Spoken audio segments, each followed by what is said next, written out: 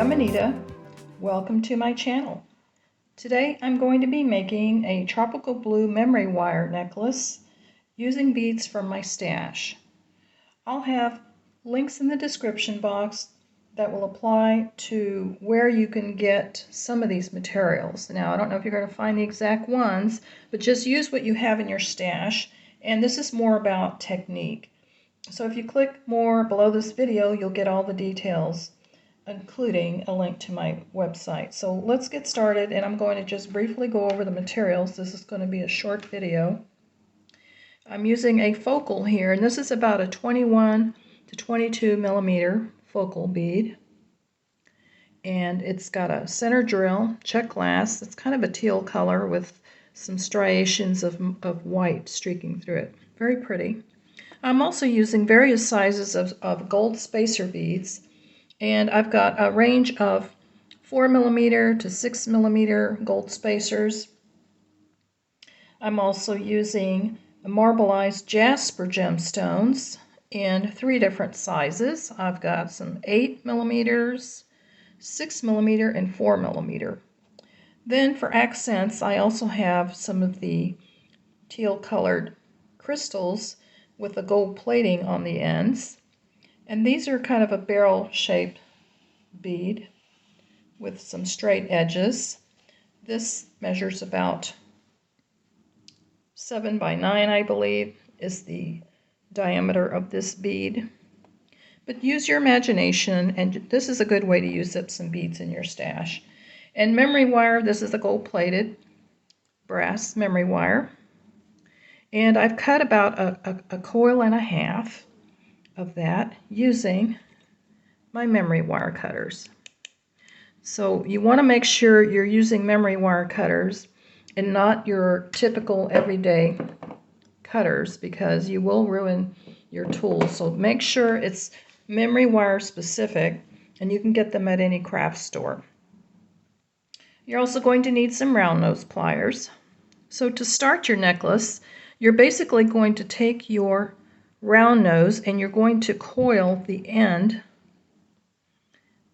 by grabbing the end of your memory wire, and you're going to twist in towards the inside, and you're going to keep turning until you have a little loop like this. Very simple to do, and that's just to keep the beads from falling off. Alright, so from here, all I'm going to do is I'm going to string these on in the order that they are on my board. So let me get my glasses so that I can see what I'm doing. Alright, that's what happens when you get a little older. We're going to just start stringing these on, and one bead at a time. And as I feed these on, I'm going to let them fall down to where my little loop is. And I've kind of pre-measured this, so to make this easier to figure out your length on your neck piece, if you have one of these beading boards, it's very helpful. If you don't have a beading board, you can use those wire rods and have a stopper at the end. I've done lanyards using that, and you can look at one of my previous tutorials on how to use the steel rods to do a lanyard, if you want to look at that. I'll include a link to that in the description box if you'd like to watch that video. So I'm just going to string these on. As you can see, I just let it come down to the end there. And if you have a little slack, that's all right. So I'm going to keep feeding these down and continue. Now I'm putting on, these are the 4 millimeters. And I'm going to continue stringing these on until I get to the end. So let me continue doing that, and then I'll show you what steps are next.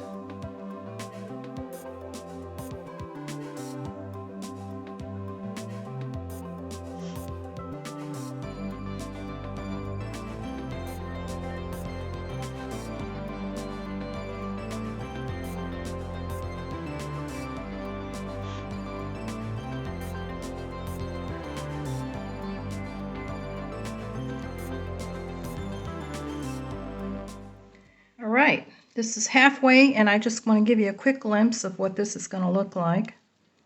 Very beautiful. So I'm going to string the other half of these off camera, and then we'll go on to the final step of finishing your ends. All right, so we're just about done with this. I have all of my beads strung on. Get the end here.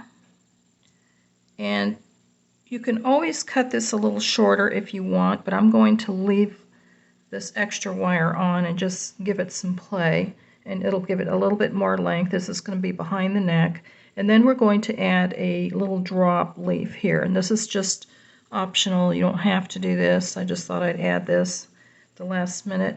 So I'm going to coil this end. I'll show you how to do that using my round nose pliers. I'm going to grab the end about right there, and I'm going to fold this in. Make sure your wire is not sticking out, and you're going to fold or roll this towards the direction of the coil. So I'm going inward like that, and I'm going to just wrap that a couple of times. You want to make sure there's no sharp edges.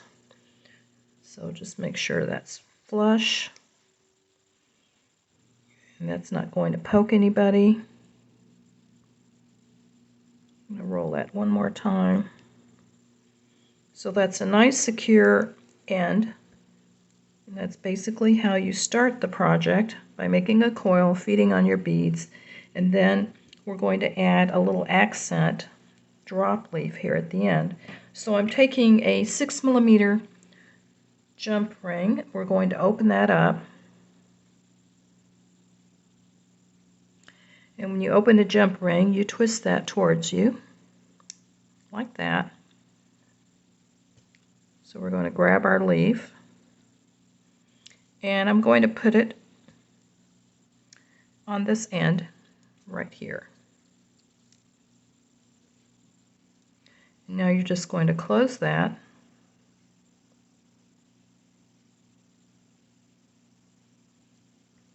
like that, and it just adds for a beautiful little accent.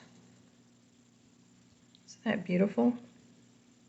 So we've got a little bit of gap here, but you get the general idea. This is mainly about technique, and you could even add a lobster clasp here if you wanted to add a fastener, but I like the flexibility of just slipping it on your neck. You don't have to deal with any clasps, and it'll fit to the size of your neck regardless. So this would go 18 to 21 inch, I believe. So there it is, and this would sit at the back of the neck. So there is your beautiful tropical blue memory wire necklace. I hope that you've enjoyed this video today, and I want to thank you for joining me. So I'll have links in the description box where you can get some of these beads from suppliers. You may not find the exact same thing, but I encourage you to use the beads in your stash and see what you can come up with. It's a lot of fun making these. You can also apply the same technique to a bracelet if you wanted to do multiple wraps. So I'll be sure to include the link to the other tutorial I did on lanyards if you want to try using a couple of steel rods to do the design first. I just laid these out on my beading board, but you can use whatever you have on hand.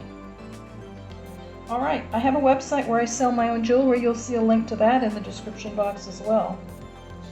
If you're not a subscriber, I hope you do subscribe and hit that notification bell so you're notified when I upload new videos. Thank you to all of you that are subscribed and you keep sharing my links. I really do appreciate you coming back to watch. I hope you all have a wonderful week. Happy beading, and I'll see you next time.